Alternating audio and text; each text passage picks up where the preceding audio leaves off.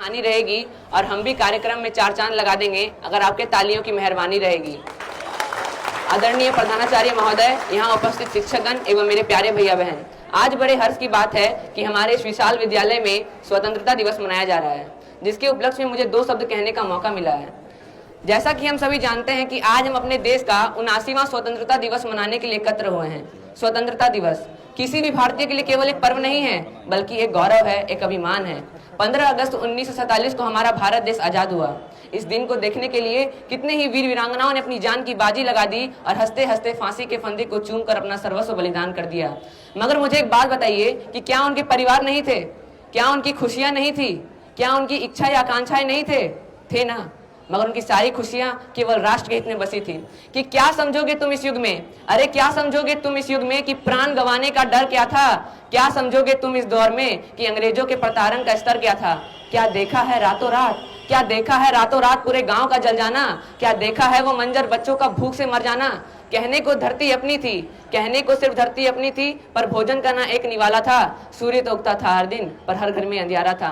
मित्रों, आज हम अपने रिश्ते दूसरे देशों के साथ मधुर से मधुरतम बनाकर उनका दिल जीत रहे हैं, वहीं दूसरी ओर अपने ही देश में लड़ाई दंगे कर खून बहा रहे हैं।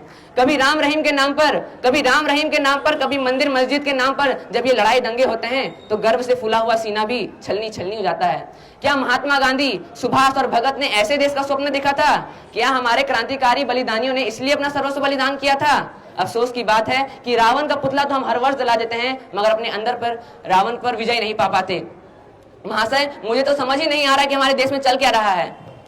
हम लोग चाय की दुकान पर जाते हैं और अखबार पढ़ते हैं कि अरे यार, ये बाल मजदूरी करवाने वालों को तो फांसी पर चढ़ा देना चाहिए, और फिर तुरंत बात कहते हैं कि अरे छोटू, जरा 3 चाय ला तो। महाशय, हमारे देश के जो हालात हैं उस पर मैं कुछ कहना चाहूंगा।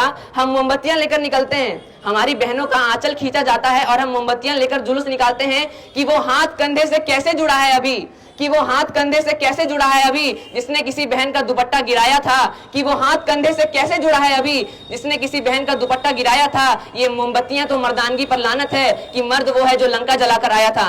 महाशय, आज के दिन जो हम लोग ये भाषण देते हैं, हमें आज के दिन ये बड़ी बड़ी बातें नहीं बल्कि छोटी छोटी कोशिशें करनी होगी, क्योंकि आजादी वो है जब झुके हुए सरों का मुकद्दर बदल जाए और झोपड़ियों के दिल से हवेलियों का डर निकल जाए। आजादी वो है जब हौसले की चिड़िया बाधाओं का पिंजरा तोड़ दे और क ख ग ABC से डरना छोड़ दे।